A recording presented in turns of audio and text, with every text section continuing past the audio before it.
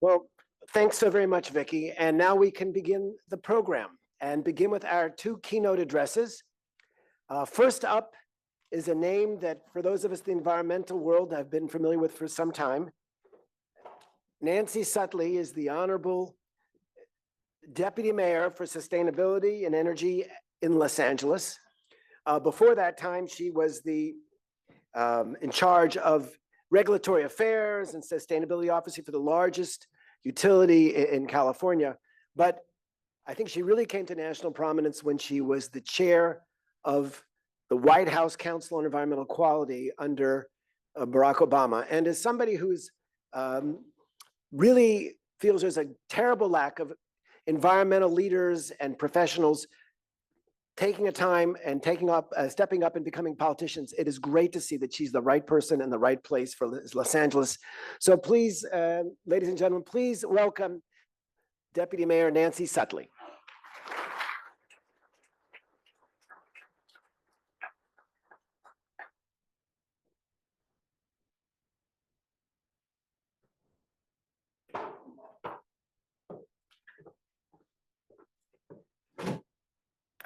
Well, thank you so much, Alon, and really thank you for having me here. It's really an honor to be with all of you, and thank you to all the organizers. You were talking about in your introduction about reforestation in Israel. I remember my grandparents made donations in all of their grandkids' name to the Jewish National Fund to plant trees in Israel. And the first time I went to Israel and we were driving out of Ben Gurion Airport, there's a little grove. It says Jewish National Fund. I said, "There's my tree." But the bonds between Los Angeles and Tel Aviv are well known and very deep. We share significant partnerships and connections in so many ways, from our truly Mediterranean climate, our issues around water scarcity, diversity. We like our beaches a lot. And Los Angeles, the second largest city in the US, I believe still has the largest population of Israelis in the United States. And it's a great opportunity to talk about how cities can learn from each other around issues of sustainability. And so I will tell you a little bit about what Los Angeles is doing to meet its climate and resilience goals when climate change is impacting us today. It is no doubt that the climate crisis is one of the greatest challenges of our time. And the catastrophic effects of climate change really make us transform the way we do pretty much everything. So not just mitigating, reducing our carbon emissions, reducing our contribution to climate change, but strengthening our resilience and how we think about risk and how we address risk to address this crisis. So in Los Angeles, we have experienced record-breaking heat year after year. We've experienced wild swings in our water supply, from some of the driest years on record to some of the wettest years on record and everything in between. And of course, a fire season that used to be a few months of the year, but is now year round. And in California, used to primarily be in what was called the wildland urban interface. There's a lot about Los Angeles that's wild, but it's not really wildland. It's a very densely populated urban area. And yet in January, we experienced the most destructive fire on record in California. So we're not preparing for some far off scenario. This is not about polar bears and melting ice caps. We are responding to climate impacts that are affecting our health, protecting our safety, affecting our economy, and affecting our infrastructure in all of our communities. And we have to invest now in ways to reduce risk and to think differently about risk, and to do it in a way that also addresses underlying inequities that create disparate impacts across communities. So why cities? Why cities? Why cities like Los Angeles? Why cities like Tel Aviv need to be on the forefront of responding to the climate crisis? Well, the world is increasingly urbanizing. More than 50% of the world's population lives in cities.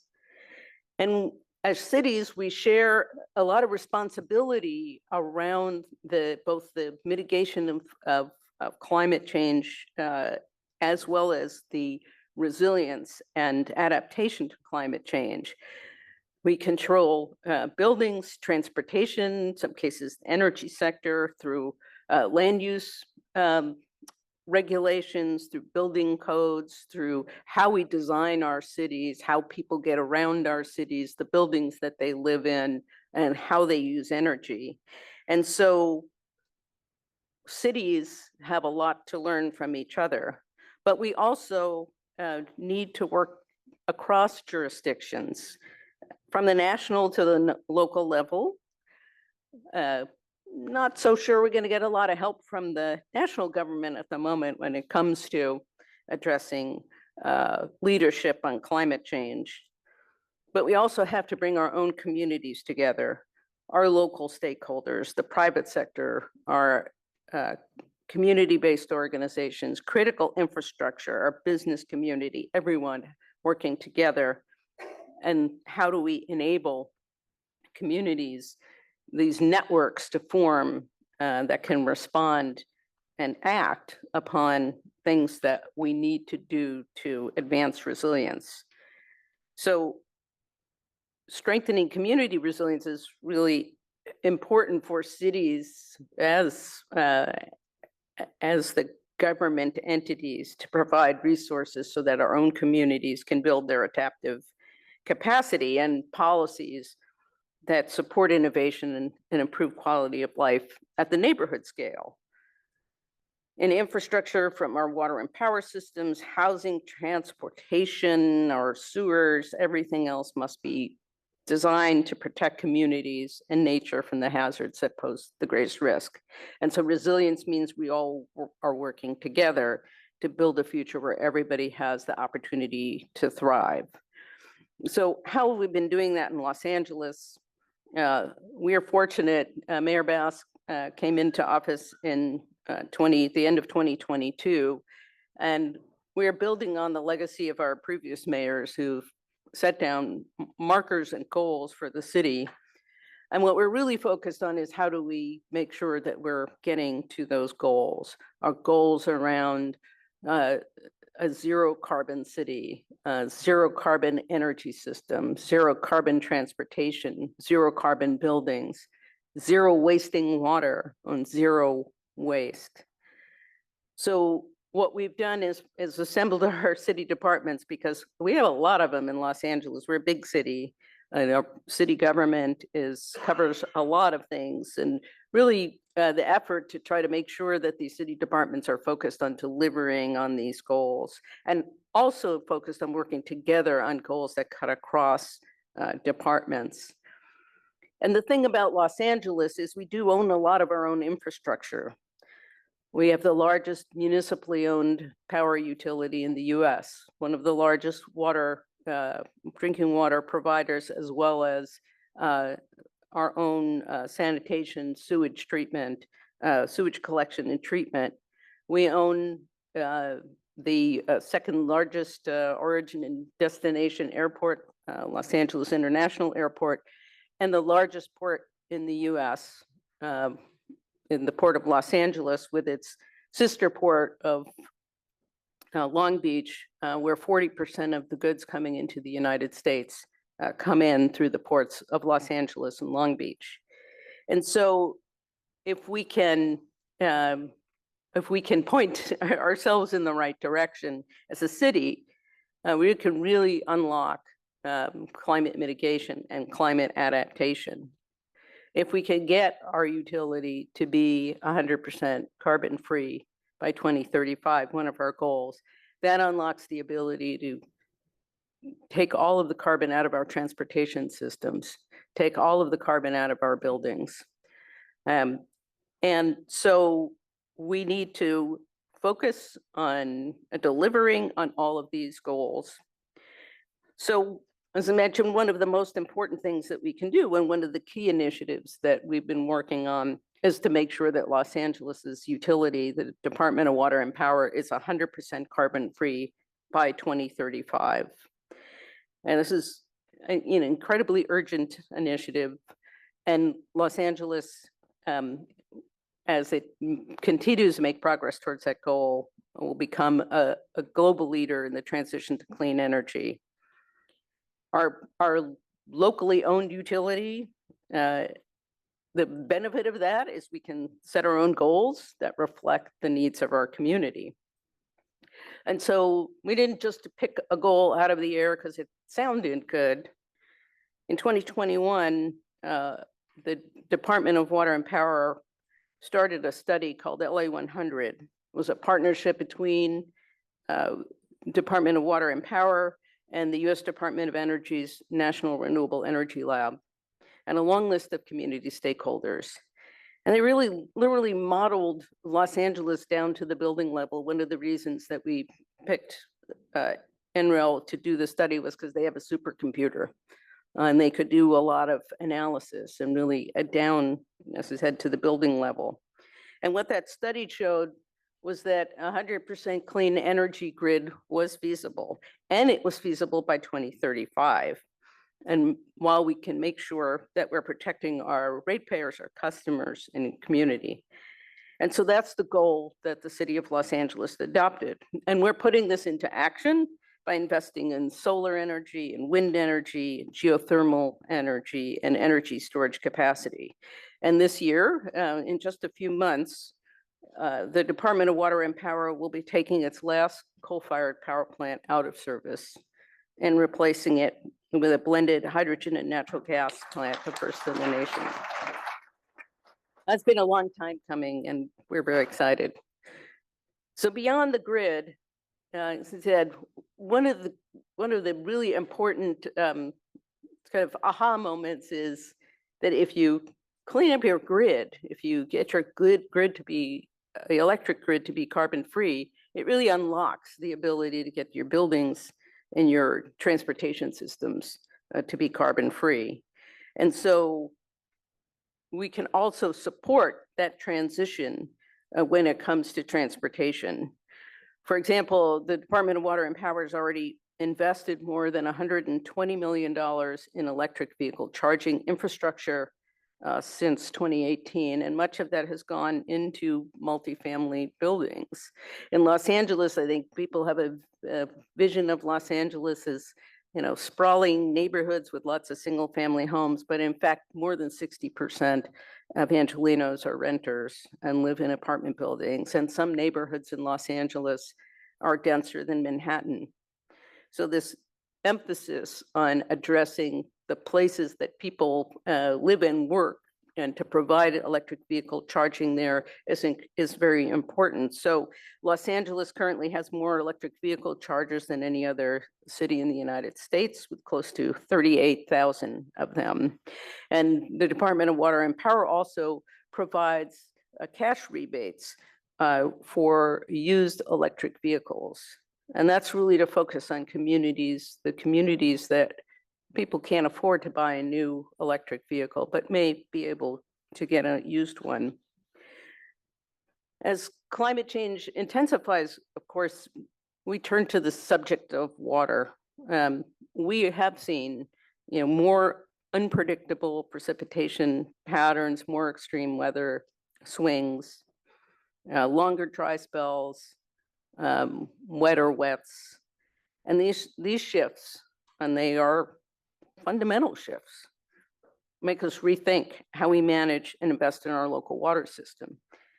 And it's not an exaggeration to say that without the development of our water resources, if Los Angeles had to rely only on the rainfall it receives to provide water to its residents and businesses, we'd be a city of about 400,000 people. And today we're a city of 4 million people. So like Tel Aviv, like Israel, the ability to have a reliable source of water has been key to our growth and development. But it's really changing. All of the ways that we approach water over the last century and a half are now not as useful as they used to be. So we need to diversify our water supply portfolio. We've relied primarily on water coming from hundreds of miles away through large infrastructure projects across California and across the West. And we really have to look at our water supply portfolio and create more resilient and sustainable sources of water for the city. So that means continued investment in demand management and conservation, which Los Angeles has done a good job of. We use less water today than we did in the 1980s, even though we've added more than 1 million people to our population. Remediating pollution in our groundwater basins that have rendered them unusable. Capturing rain and the storms when they happen, and reuse.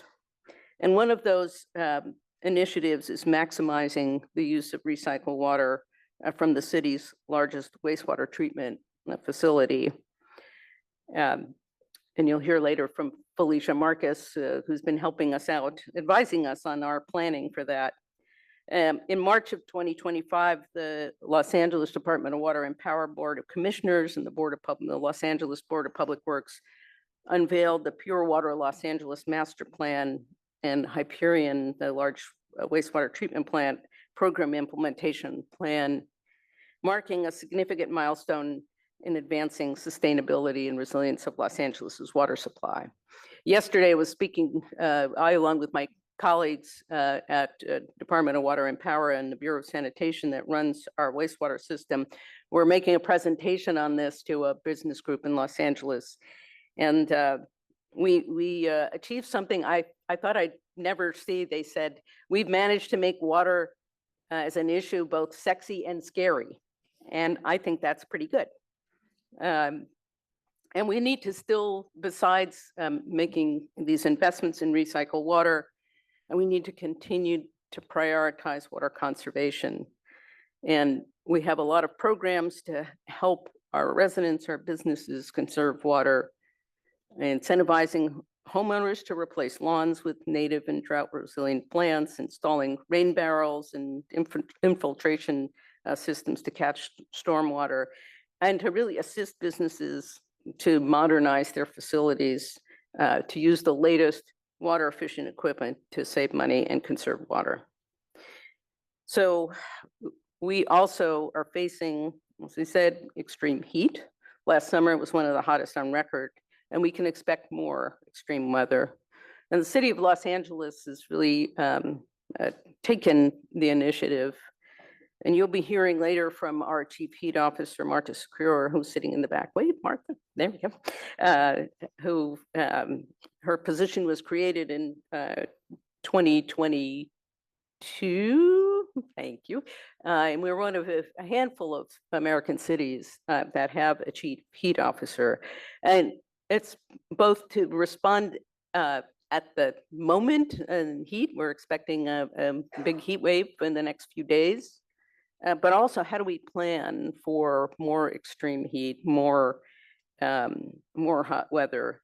So in a heat wave, we can extend our library hours to create cool spaces for community members.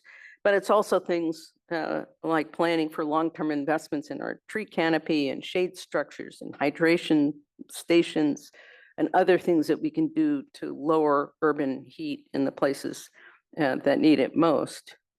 We're working with our city departments to activate a network of cooling centers and resilience centers, our recreation and parks sites, our libraries, and those that are pet friendly, and providing free rides on transit to make sure that people don't have to be outside when it's that hot. This is helping us to build our resilience to climate change, and also to prioritize the neighborhoods that have been historically underinvested in. And so we need to work across a whole range of community partners to build the capacity to adapt to climate change and to ensure that residents have resources and information they need as our city experiences these changes.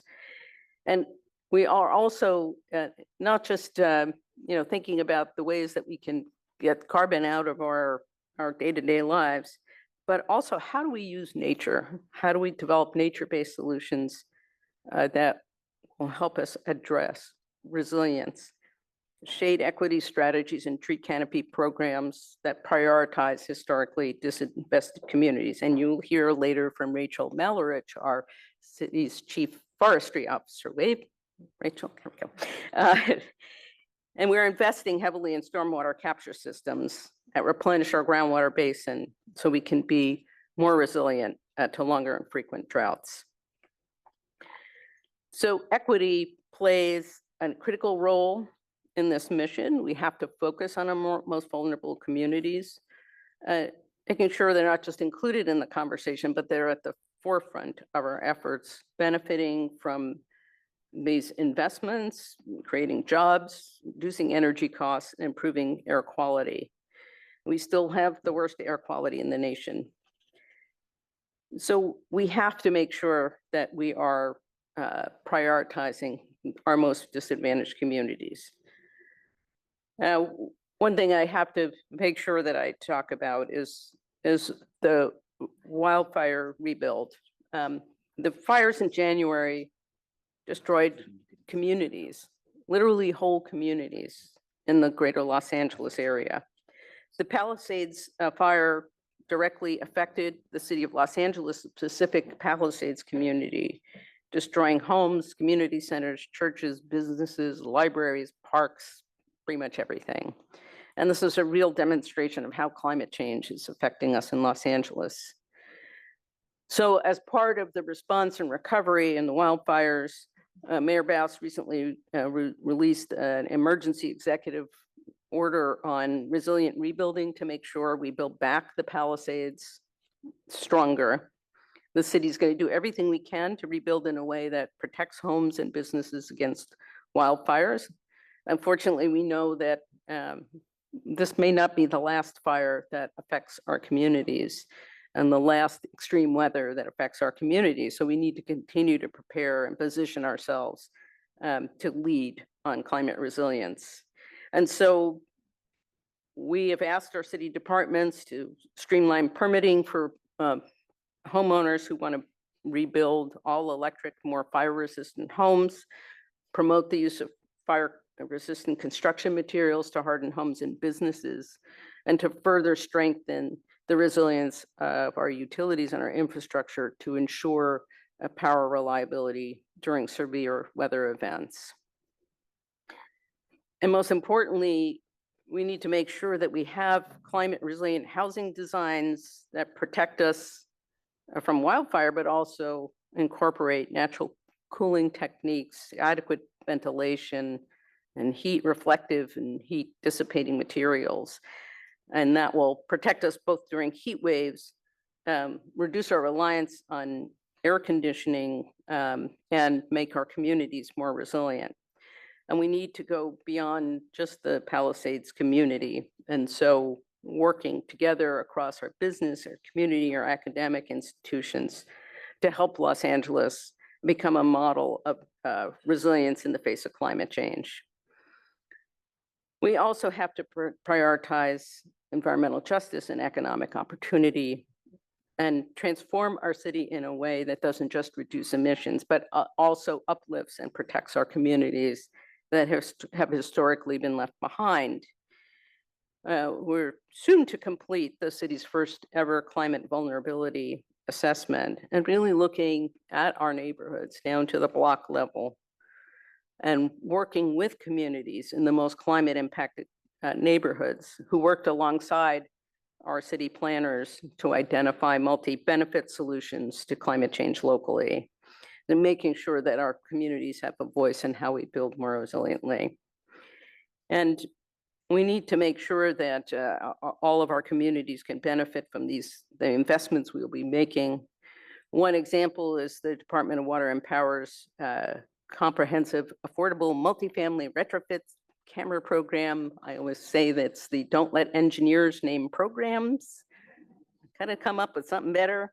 But it's really about assisting low-income multifamily property owners to reduce their energy and water use, reduce their CO2 emissions, but also to benefit the tenants and really take buildings that was almost impossible to make the business case to retrofit, to allow their residents or tenants to benefit from solar energy, from reduced energy use, from water conservation, and bundling all of the incentives that are available to address comprehensively these important parts of our community. And before I close, I do want to just also say that, we, here in, being up here in Silicon Valley, I feel like I have to talk about innovation. I'm using paper. I feel bad, you at your laptop and iPad, but, I'm a little behind. But we really, the city of LA has taken a real step forward in spurring innovation around clean energy by now almost 15 years ago creating the Los Angeles Clean Tech Incubator. The city created it and spun it off as its own nonprofit, and it created a space, the Kretz Innovation Campus in the Arts District in downtown Los Angeles. And it's a place where science, entrepreneurship, environmentalism, and policymaking come together to advance a more sustainable future and a commitment to an inclusive green economy. And the LA Clean Tech Incubator has been assisting young startups in clean tech to become successful businesses. And they've spun off a number of successful businesses, including some Israeli companies that have made that campus their home and created really important strategic partnerships to advance clean tech innovation. And so we're also, it's a place where we can identify an issue that needs some really innovative thinking and create a program to address it. So the Los Angeles Clean Tech Incubator is launching the LA Resilient Rebuilding Cup initiative to identify and support innovative technologies that strengthen community resilience in the face of climate-related disasters, particularly in the fire-affected areas. And so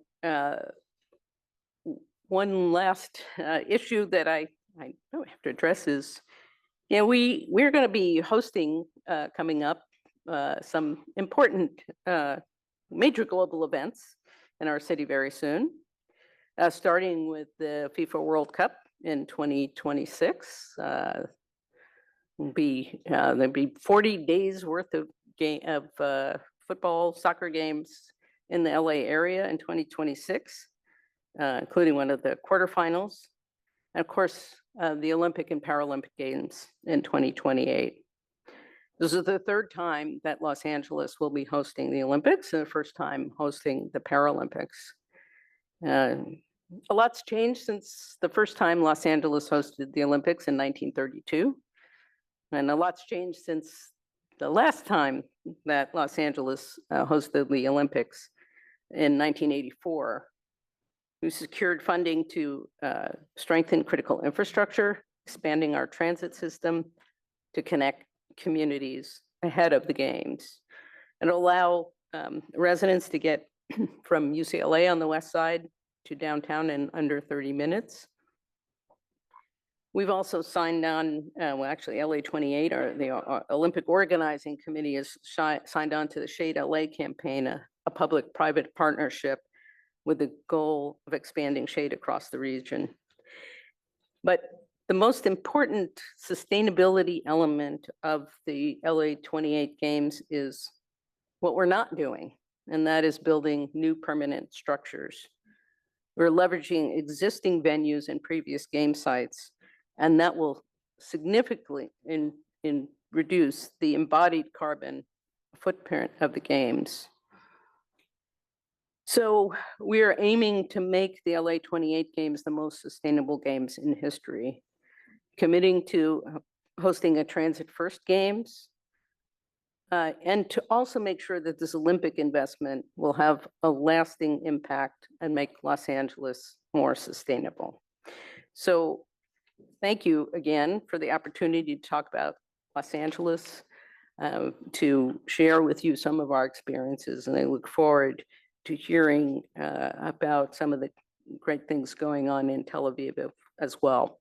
And finally, I share with the previous speakers a prayer for peace, and that we all can continue to be in partnership with each other. Thank you.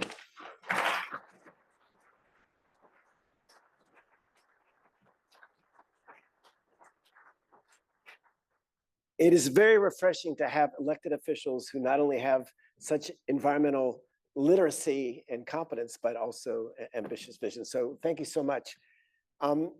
I would particularly be delighted today to introduce our second keynote speaker.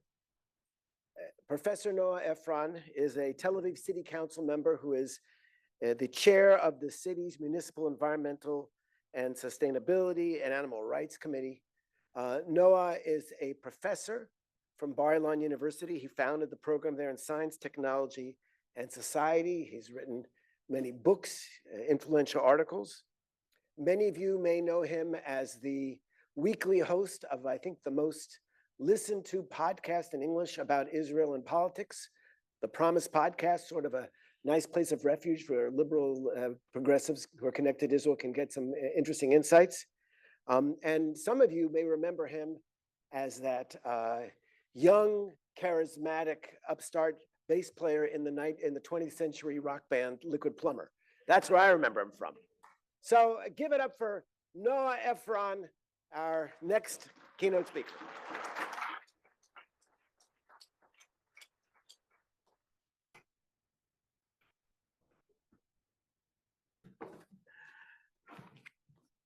You start your career in rock and roll, and then it's hard to be taken seriously for, I'll always be that bass player in that rock and roll band, I guess. So Honorable Deputy Mayor Sutley and Honorable Vice Mayor Vinker, Professor Stoner, Professor Tal, and other distinguished participants in this remarkable gathering, what an honor, what a pleasure it is to see you and to be here. Our tragedy went like this. On Friday, January 3rd, 2020, the weekend forecast called for light winds, temperatures in the 50s, the low teens in Celsius, a possibility of rain. On Saturday, January 4th, the rains came more quickly and powerfully than anyone expected, and drainage systems in some neighborhoods in the city were overwhelmed, especially in the older neighborhoods with the older infrastructure. Neighborhoods like the hardscrabble Hatikva quarter, in which at number 2 Nadav Street, two beautiful kids, each of them 25 years old, a couple, Stav Harel and Dean Yaakov Shoshani. These two kids saw out the window that the street was starting to flood.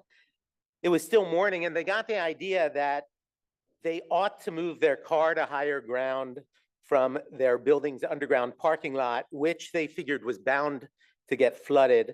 And they got in the elevator and pressed the button for the basement, unaware that already by then the pit of the elevator shaft was flooded.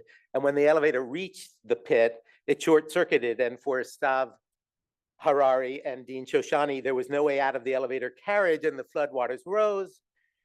And they phoned emergency services, but because of the flash flooding and all the service calls that came with it, the emergency response system failed. It crashed, and Stav Harari and Dean Shoshani called out, and neighbors heard them, and they came with hammers and screwdrivers and such tools as they had, but these were not enough to get the kids out of the elevator. And when finally emergency workers came, it was too late to rescue Stav Harari and Dean Shoshani. May their memories be for a blessing. And on Sunday, January 5th, 2020, more than 1,000 people, almost 2,000 people, in fact, crowded into the Arcone Cemetery for the funerals, and burying two beautiful 25-year-old kids, young and in love, is by its nature agony. But if you watch the videos today, beside the pain inherent in it, what stands out is the dumbstruck shock of the thing. It was only rain. People do not die from rain in Tel Aviv in 2020. How could a thing like this happen? So that was how our tragedy went, our first big climate change tragedy. And though every tragedy is irreducible, the great German mathematician George Cantor taught us that infinities come in different sizes. And our first big climate change tragedy is smaller than many, maybe most cities' big climate change tragedies. We heard from Alon in Hurricane Ida in New York and the Mati wildfire in Athens, at the 1,300 pilgrims on the Hajj killed in Mecca last summer that you mentioned, Alon, fires in Australia, mudslides in Freetown, floods in Cologne, the deadly heat wave in Karachi, and of course, your wildfires in Los Angeles that we watched at the beginning of this year with horror and worry and heartbreak. And what each of these tragedies shares with all the rest of them is the sure knowledge that, as shocking as these events are, they are, each and every one of them, harbingers of future tragedies that are sure to come unless, and maybe even if, we act with wisdom and determination of a sort that our species is not really well known for. The name of this keynote session is The Urgency of Climate Resilience, which urgency, I gather, if you are here in this room, you already feel and understand, and maybe you already know that since 1950, the average temperature in our region has risen by 1.4 degrees Celsius. And maybe you know that the number of nights when the temperatures climb above 28 degrees or 82.5 degrees Fahrenheit averaged 48 between 2010 and 2019, but last year reached 69. And the number of days when the temperature climbs above 32 degrees or 90 degrees Fahrenheit averaged just under 7 in the last decade, and last year reached 39. And maybe you already know that our best models show that by the end of the century, rainfall will go down anywhere from 1/6 to 1/4, and that sea levels will rise by 106 centimeters, and that the rise in extreme weather events that we've already seen is just a tiny down payment on what we are going to see. And facts like these are familiar to all of us, I think. We also know how complicated and ramified our climate crisis is, seemingly touching everything, everywhere, all at once. And for those of us who come to the problem from a municipal perspective, trying to see it like a city, to borrow James C. Scott's memorable phrasing, there are all sorts of other challenges that we face too.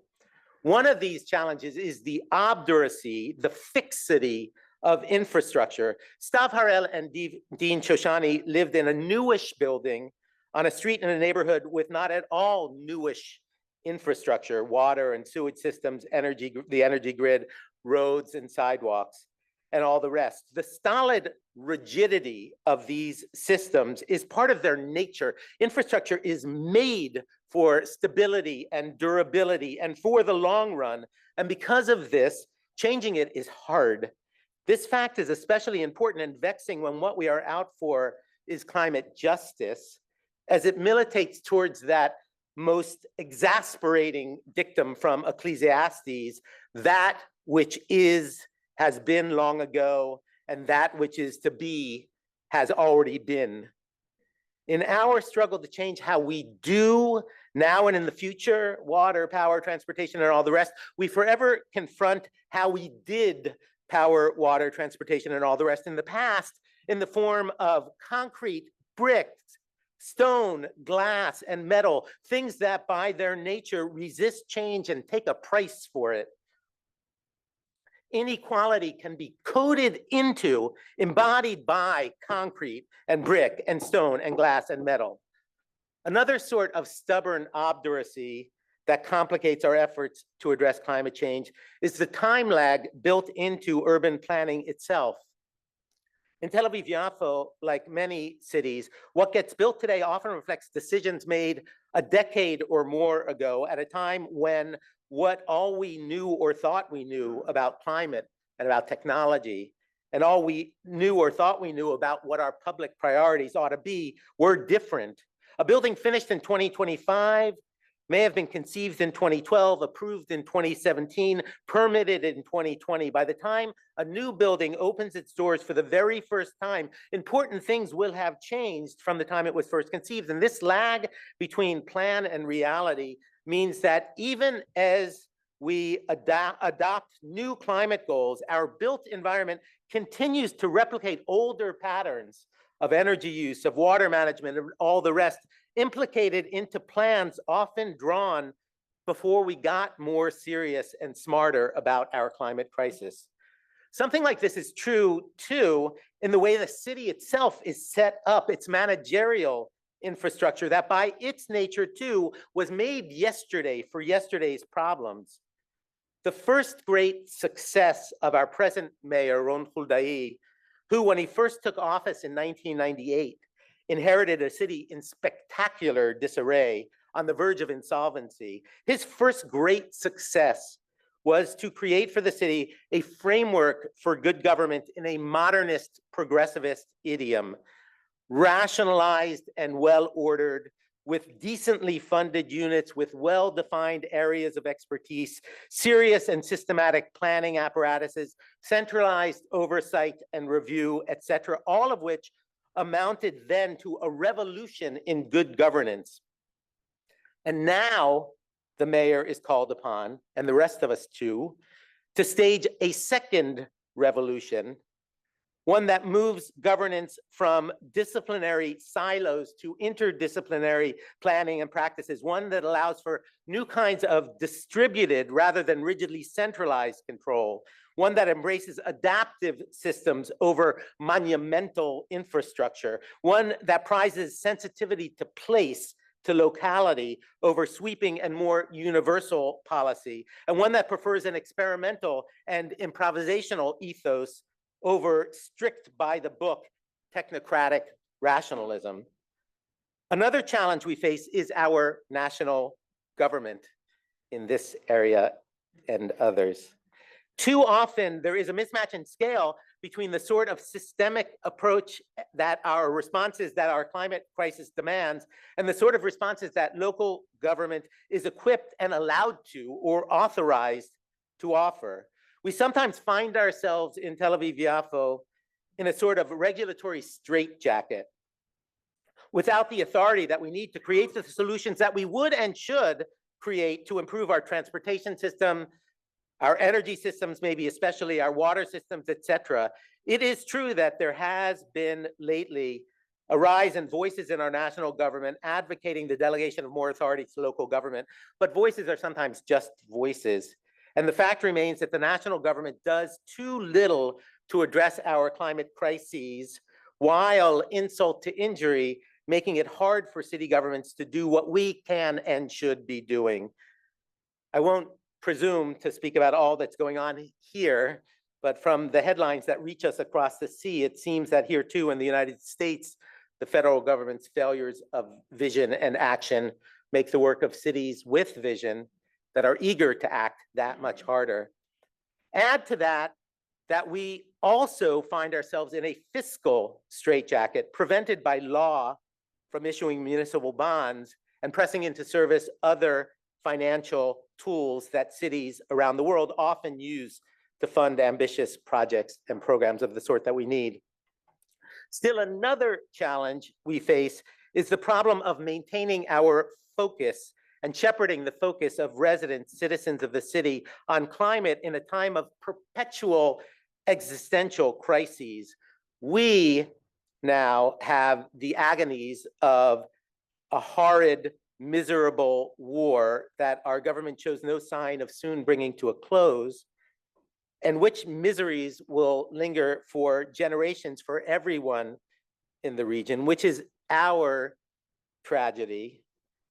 And it may be true that here too in the United States in a different way, it is also a time when crisis pursues crisis, danger follows danger, which is a challenge for those of us seeking to maintain focus on our climate crisis, which we need to address it successfully. Still, another challenge we face is the pressure of very rapid growth. Tel Aviv-Yafo is a city that expects to grow in population by between then again a fifth and a quarter in the next decade, adding 600,000 square meters of new building, increasing in that 10-year interval our energy needs by 40%, and all that goes with that. And these big challenges, the obduracy of physical infrastructure, the obduracy of managerial systems, a too lackadaisical national government that too listlessly controls many of the levers of change, a lack of good tools to pay for expensive foundational change, a state of permanent and political and social crisis, our very rapid growth and all the pressures that that brings. These big challenges, and of course there are others too, they make it harder to respond to a crisis that is already by its nature what Antonio Guterres famously called a hellish problem. And Tel Aviv-Yafo's response to all of this has been first, well, to respond. A good deal of our response is codified in a plan that the city will put out in just a few weeks. Its newest, most complete, most ambitious action plan for climate change preparedness. In 2020, 2 years after we joined the C40, the first part of the plan was issued. That part focused on adaptation, which is now augmented with a detailed approach to mitigation. And the forthcoming ambitious action plan describes 6 flagship missions: cooling the city, more effective water management, working toward carbon neutrality, enhancing ecosystem resilience, building community resilience, and promoting innovation through climate tech and clean tech. Which flagship missions translate into dozens of clearly defined and measurable goals to be met on a tight schedule, most by 2030. Goals like planting tens of thousands of trees, amounting to a third again of our urban forest from the 2020 baseline, and reducing carbon emissions by half by 2030 on the way to being carbon zero by 2050, and a great many more. It is both a plan of achievable goals and a plan of great ambition, as befits the challenge. The plan too is everything, everywhere, all at once. You will no doubt hear a good deal about it in the sessions at this conference delivered by brilliant, committed people whom we are fortunate enough to have in this room with us here, and who we are even more fortunate to have in Tel Aviv City Hall as leaders in fashioning the strategies, goals, and approaches the plan describes. Among them, Udi Carmeli, the city engineer, Eitan Ben-Ami, the head of the city's Environment and Sustainability Authority, Dr. Boaz Kedar, the director of the Municipal Unit on Sustainable Planning and Energy, and also Dr. Orly Ronen of the Laboratory for Innovation and Urban Sustainability at Tel Aviv University, and a long-time collaborator and visionary with the city on these matters. And there are others in the room too, would that there was time. Behind the plan and all the efforts that have emerged in the city while the plan has been devised, lie some foundational principles. One is that climate justice has got to be a motive force, a spirit that is part of everything that we do. Addressing climate change is essentially a fundamental restructuring. There ain't no way around that. It is a ripping out of old infrastructure, be it concrete, metal, and glass, be it the city's organizational chart, be it regulatory frameworks, and putting in place new infrastructure. And that is hard, like I said, but it is also an opportunity. The sociologist of technology, Bruno Latour, was right when he said that infrastructure is society made durable. In building a new infrastructure to replace the old ones, we are making a new sort of society, and we are making it durable. one of the things that Eitan Ben Ami and his people have done, to give just one small example to illustrate, is to set up 24/7 free giving and exchange clothes closets around the city where people leave clothes they're done with and take clothes they want. And the fact that these closets are there, they are now part of our urban infrastructure. It creates a new model of consumption, a new way of thinking about clothes, a new way of using clothes. And these giving and exchange clothes closets make this new model of consumption durable. It is in front of you when you go out the door, holding your kid's hand in your hand. Another foundational principle is that ain't no one gonna do this but us ourselves, sadly. The vexing issue of the regulatory straitjacket Tel Aviv-Yafo finds itself in, the city addresses through serious and strategic efforts to lobby the national government and to work with the national government.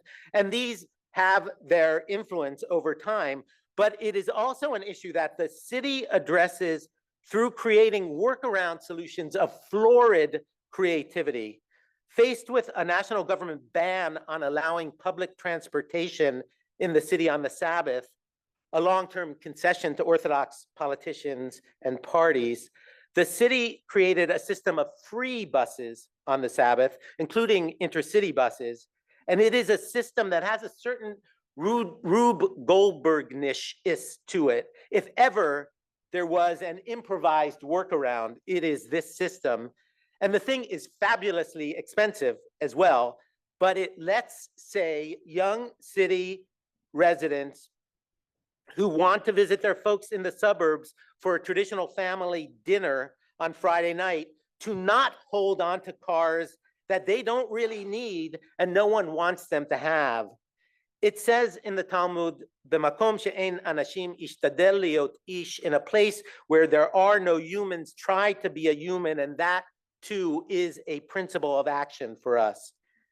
Another principle is that tireless energy is needed. Another is that creativity, originality, and a certain out-of-the-boxitude are needed, which when I feel these things flagging in myself, my own answer is to pop over to see what they're up to today in the Sustainable Planning Department of the city, after which I find myself buzzing electric with ideas and inspiration of things that in 1 year or 2 years or 5 years or 10 years, I will see on the streets of the city. And you will hear Boaz Kedar, who heads up the department, tomorrow and start to understand why he and what his department does is such a source of inspiration. Another principle is that without losing sight of the big picture and the big challenges and all the uncertainty and all the lousy news, it is still crucial to appreciate those successes such as they are and those advances such as they are that are happening all the time, all around us. Which leads to the last principle I'll mention this morning, that our climate crisis can only be addressed with and through community and communities of two sorts. The one, communities of resident citizens of the city. Eitan Ben Ami, who I mentioned, has overseen a massive effort to create networks of people of all sorts from all over the city who are involved in facing up to climate change day to day in spectacularly varied ways. In community gardens, in planting trees in private yards, and using local currencies, in composting, in volunteer mending, in bicycle renovation, in environmental leadership programs, sustainability day camp, communal refrigerators and food sharing, and the list goes on and on and on. And the effect of all of this, beyond its immediate effect, which is beautiful to see, astonishing, the effect of all this is to create communities that create awareness and that create resilience that we need now and that we crucially are going to need even more in the future. The other sort of community is between the city and what surrounds us. In 2022, Tel Aviv-Yafo initiated a regional climate pact among cities in the Gush Dan region. We are part of a climate initiative of the Forum of 15 Biggest Cities in Israel. We are part of the Forum on Beaches and Waterfront Authorities. We are an eager member city of the C40. We are always eager for opportunities for learning from and collaborating with other cities, opportunities like this one, this miracle happening here today. These networks, these communities within Tel Aviv-Yafo and between Tel Aviv-Yafo and other cities in Israel and the world, and between Tel Aviv-Yafo and NGOs and academia, it is a foundational principle of our efforts that these networks will be the basis of the infrastructure for such climate resilience as we will summon up. As an aside, I might add that in these agonizing days of war and suffering in Gaza, these same meta principles, justice, showing up with energy and creativity, going beyond old solutions, finding common cause among ourselves and with other people and peoples, knowing that our humanity and our future depends on our ability to make common cause, these would be good principles to start to address the other awful crises of our own creation that bedevil us in these dark days. And I'll end with this. One of the vicious aspects of our climate crisis is that it is so big and so ramified and so complicated that it leads easily to despair. Going through old clippings about Stav Harari and Dean Choshani, who would today be just turned 30, I feel the tug of despair. And at the same time, in the sorts of responses we will discuss here over the next 2 days and that we already have begun to hear, I feel a still stronger tug in the opposite direction, because the opposite of despair is concern for justice. The opposite of despair is stepping up. The opposite of despair is doing such as you can do. The opposite of despair is the sure knowledge that in this Ecclesiastes was wrong. That which is to be need not be that which has already been. The opposite of despair is the ability to see and appreciate such progress as is being made in front of our eyes. The opposite of despair is community. The opposite of despair is fellowship. The opposite of despair is the sort of inspiration that one gets from listening to the vision that you just described, Nancy. The opposite of despair is a gathering like this one, for which I am grateful.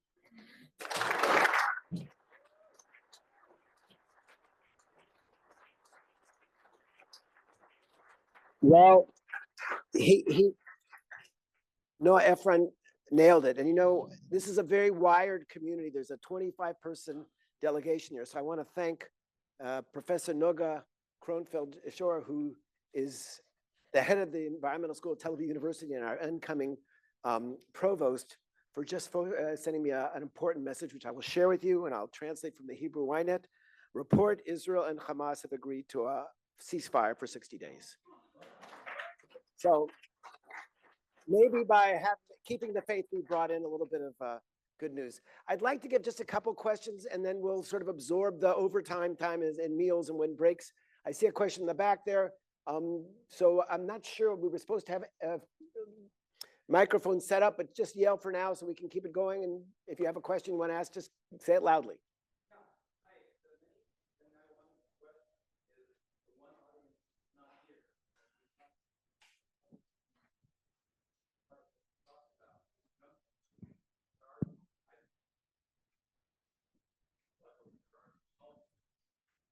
The people who need to be doing what you're talking about are the one group that tends to not get engaged in all of this. So all I can say is this is a call for engaging young people. Nancy, do you want to say something about young people's activities in Los Angeles? Yeah, sure. A couple of things. One, we did for a while have a mayor's youth climate council to try to engage youth, and we do actually have a citywide youth council. But at least my experience from who we hear from, there's some very important youth voices, and I think your point is a good one. Is we have to be conscious and intentional about how to channel, help young people channel their very real concerns about the planet they're going to inherit into action, and how we can bring those voices into everything that we do. It's a critical issue. Thank you. Yes, please. I'm Nancy Hensel. I'm working on a book on sustainable development and underground I want to say LA has done a really terrific job of incorporating the local colleges, Occidental College, Southern California, the Claremont colleges, in a number of the issues that we're talking about today. But I also am finding, as I'm looking at undergraduate research and the Sustainable Development Goals around the country, that while there are many universities who are doing a good job of that, the US is not really as involved in the UN Sustainable Development Goals as we should be. And I think that's something that we should be very concerned about. But I really love the partnership that LA has had with universities on looking at water issues and other climate issues. So thank you. Okay, Yeah, I think we'll take, we're very lucky in Los Angeles, as you are here, to have, a very rich array of academic institutions with really some world-leading researchers. And we have tried in many ways to partner with those universities, and we're very fortunate to have that. okay, as an antidote to the first question, please, we have another question here. Hi, thank you. My question follows from the first, which is thinking about those who are not here. My name is Emma Crane. I'm an assistant professor in the Department of Anthropology. I'm an urban and environmental anthropologist. I'm writing a book about Miami, which is a place where many of the issues that we'll be talking about today are relevant: extreme heat, water salinity, climate change, sea level rise. And my question is about a group that is not here, and that is Palestinians, particularly Palestinians of Gaza. And I'm curious about what you understand to be the stakes of speaking about infrastructure, of speaking about access to water. The UN has said that Israel is using water as a weapon of war against Palestinians at this moment. Every single university in Gaza has been destroyed. And I would like to hear from the panelists your thoughts and your understanding about what it means to gather here without Palestinians present in the face of this kind of catastrophic environmental loss. Thank you. No, why don't you take that question, and I'm happy to. Well, thank you for the question and for the remarks and for what stands behind it. I doubt that there is anything that I would disagree with about the sentiment that stands behind the question, though where I might disagree with you is, look, obviously the situation of Gazans, and it at a different order of magnitude, but still very importantly, the situation of all Palestinians on the West Bank as well, who are not at this moment facing starvation possibly, or a lack of water, but still suffering at their different terrible order of magnitude, their different size infinity. Obviously that is a fiendish, hellish problem. That is, everyone knows that it's complicated. Everyone knows that Israel and Israelis bear the responsibility that we bear, which is great, which is not total, but which is great for those things. Where we might disagree is about whether at the moment, given that these things are the case, are true, we ought to stop talking and meeting to try to figure out how better to address the challenges of climate change and building climate resistance in, say, a city like my city, Tel Aviv-Yafo, which is 4% Palestinian Israeli, and the situation of those Palestinians is quite different. So the question is what should we do? Should we say, okay, because there is this devilish, fiendish, awful problem, because we are implicated, including practically, certainly, including morally implicated in this, then we should leave aside the rest, that I should not be concerned about whether, about the earth, and the earth that I'm leaving for my children, and the city that I'm leaving for my children, and the country that I'm leaving for my children. If you think that that is the case, that it's inappropriate for me to wake up worried about climate in Tel Aviv because of the horrible, larger infinity bad things happening in Gaza, then I disagree with you. And in any case, it's not something I choose. I can do nothing but wake up in the morning and be concerned about climate change, also about Gaza, also about those other things, but I can't not. And so I I'm so grateful for this gathering. I'm so grateful for what we learn. I'm so grateful that it will help us move that much more quickly, that much further along towards building up the resilience and towards building up the response that we need to the climate crisis. And I do not see that as contradicting my other moral obligations in any way. Thank you. I would just add, thank you. I think we have to stop questions because we're already 20 minutes behind, unfortunately. I would just add that we have Arab-Israeli participants in this conference. There's never been a selection, and certainly attendance is wide open to anybody who wishes to attend. It's a study of 2 cities, and those cities are represented here fine, and there's never been an attempt to exclude anybody from the discussion. On the contrary.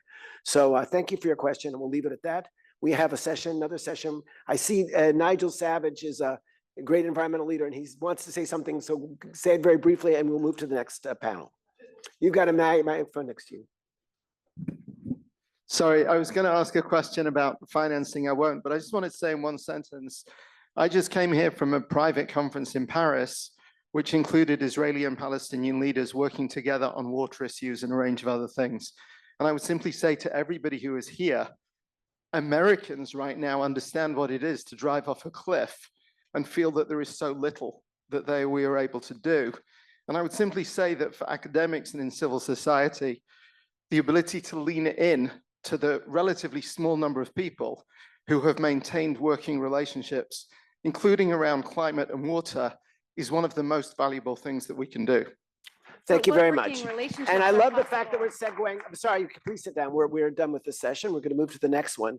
It's a perfect segue to mention water because I'd like to invite up here our next panel moderator,